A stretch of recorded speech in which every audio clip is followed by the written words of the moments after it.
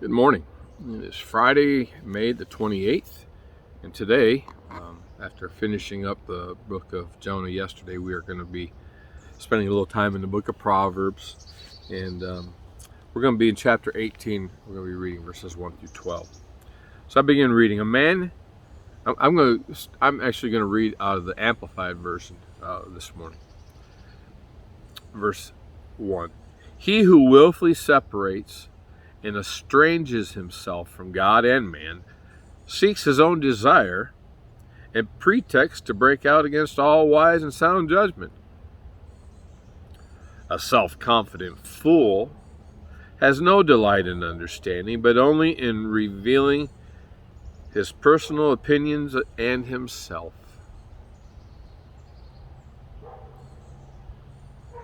When the wicked comes in to the depth of evil, he becomes a contemptuous despiser of all that is pure and good, and with inner baseness comes outer shame and reproach.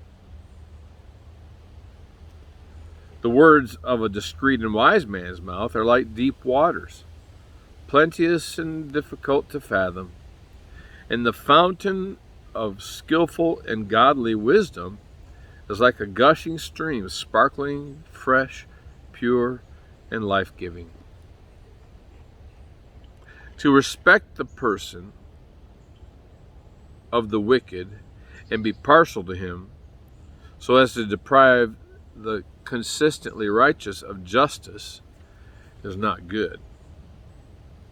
A self-confident fool's lips bring contention, and his mouth invites a beating. A self-confident fool's mouth is his ruin, and his lips are a snare to himself. The words of a whisperer or talebearer or gossip are as dainty morsels. They go down into the innermost parts of the body. He who is loose and slack in his work is brother to him who is a destroyer. And he who does not use his endeavors to heal himself is brother to him who commits suicide. The name of the Lord is a strong tower. The consistently righteous man, upright and in right standing with God, runs into it and is safe, high above evil and strong. The rich man's wealth is his strong city, and has a high protecting tower in his own imagination and conceit. Haughtiness comes before disaster, but humility before honor. So, Proverbs is just little short phrases, little statements, and sometimes they kind of follow a theme and sometimes they don't, but here in this passage we see him talking a good bit about the characteristics of a righteous man as opposed to a foolish man, a self-confident man, a man who's full of himself. He uses the word self-confident, but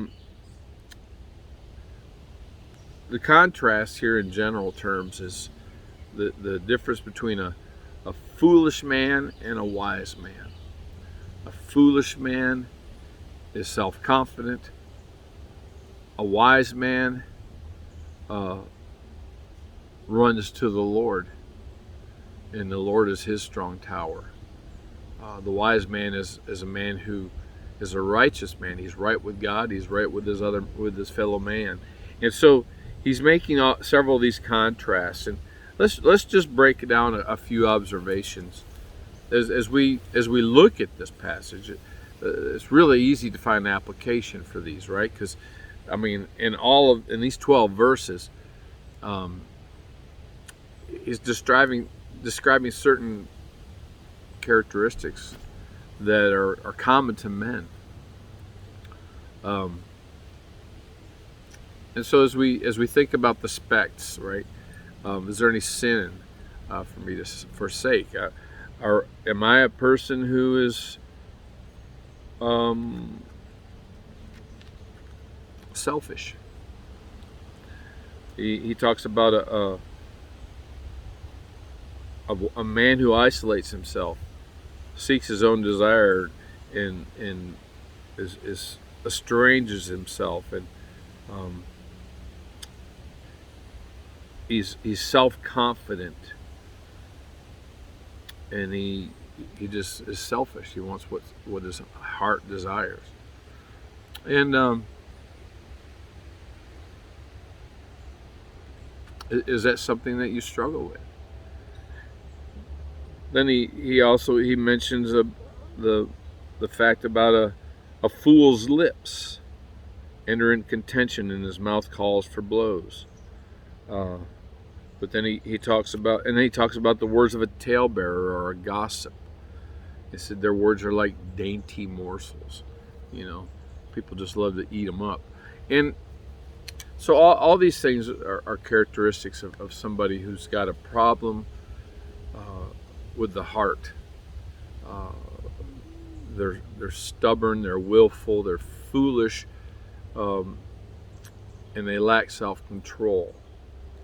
Instead of being filled with the Spirit, which one of the fruits of the Spirit is what? Self-control. And so we look at this passage, and there's many things that it talks about being slothful in his work, being lazy. Are you a hard worker? Do you mess around at work? Think of it this way. To me, someone who's getting paid hourly to do a job and they're messing around, that's just being a thief. You're getting paid to do an honest job. You're getting paid to do work, and you're not doing it, but you're still getting paid. That sounds like a thief to me. You're robbing that employer of time that he's paid for. So, just from an application standpoint, is there any sin for me to forsake? Am I diligent when I work? Are you honest with your words? Are you a gossip? Those are things that we should forsake. Are there any principles or to learn from, or promises to claim? Say a word about promises in the book of Proverbs. They're in general terms they're true. They're true statements, but they're not necessarily promises. Proverbs says, "Train up a child in the way he should go, and when he is old, he will not depart from it." Well, that's generally true. But it's also true that somebody can be raised in a godly home and go to church and depart from the Lord and live a godless life and perish. It does happen. And you just have to remember that God made us all with a free will, and people make poor choices. You can tell them to do the right thing. You can try to teach them to do the right thing, but that doesn't mean they'll make the right choice and do the right thing. So, but there's many good examples here for us. I love the verse 10. The name of the Lord is a strong tower. The righteous run to it and are safe. Again, that's a wonderful principle. Go to the Lord. Run to the Lord. He's our strong tower. He's our refuge. Is there an example for us to follow or to learn from? Well, we can learn from the example of the fool, not to follow in his ways. I mean, he says that the mouth of a fool invites a beating. You know, learn to keep your tongue. Um, there's lots of examples here that we can learn from. The example of the righteous. He runs to the Lord as his strong tower, and he's safe.